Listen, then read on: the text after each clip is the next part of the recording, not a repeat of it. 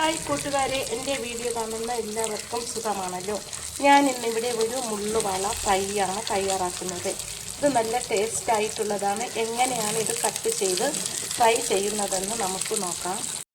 Fry ചെയ്യാനായിട്ട് ഒരു വലിയ മുള്ളുവാളയാണ് എടുത്തിരിക്കുന്നത്. ഇത് നമുക്ക് വെട്ടി കഴുകിയെടുക്കാം. മുള്ളുവാള കട്ട് ചെയ്തെടുത്തു. ഈ ഒരു ഷേപ്പിലാണ് കട്ട് ചെയ്തെടുക്കാനുള്ളത്. ചരിച്ച് മുറിക്കണം, അപ്പോൾ മുള്ള് എടുത്ത് മാറ്റാൻ എളുപ്പമായിരിക്കും. ഈ ഒരു ഷേപ്പിലാണ് കട്ട് ചെയ്തെടുക്കാനുള്ളത്. ഇതിലേക്ക് ഇനി 1/2 സ്പൂൺ മഞ്ഞൾപ്പൊടി ഇട്ട് കൊടുക്കാം. 1/2 സ്പൂൺ കുരുമുളക് പൊടി ഇടാം. 1 സ്പൂൺ മുളക് പൊടി ചേർത്ത് കൊടുക്കാം. ഇതിലേക്ക് ഇനി ഇഞ്ചി, വെളുത്തുള്ളി, ഉള്ളി ചതച്ചതും കൂടി ചേർക്കാം. ഉപ്പുപൊടി പാകത്തിന് ചേർത്ത് കൊടുക്കാം. എന്നിട്ട് ഇതെല്ലാം കൂടി ഒന്ന് മിക്സ് ചെയ്യാം.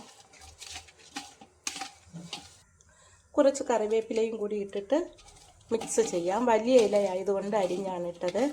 ഒരു 5 മിനിറ്റ് വെച്ചിട്ട് നമുക്കിത് ഫ്രൈ ചെയ്തെടുക്കാം. ഒരു പാൻ ചൂടാകുമ്പോൾ അതിലേക്ക് നമുക്ക് വെളിച്ചെണ്ണ ഒഴിച്ചു കൊടുക്കാം. മീൻ പുരട്ടി വെച്ചിട്ടിപ്പോൾ 5 മിനിറ്റ് സമയം കഴിഞ്ഞു.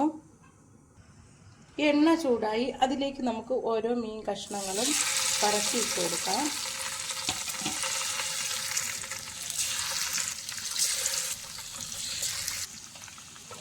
എല്ലാ കഷ്ണവും അതിലേക്ക് ഇട്ടു.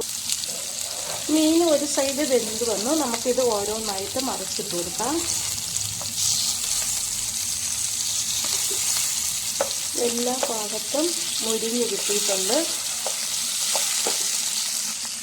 എല്ലാം മറിച്ചിട്ടു. വളയായതുകൊണ്ട് നല്ലതുപോലെ മുരിച്ചെടുക്കണം, എന്നാലേ കഴിക്കാൻ എളുപ്പമാകത്തുള്ളൂ. ഇപ്പോൾ നമ്മുടെ മുള്ളുവാള നന്നായിട്ട് മുരിഞ്ഞ് വന്നിട്ടുണ്ട് 2 സൈഡും.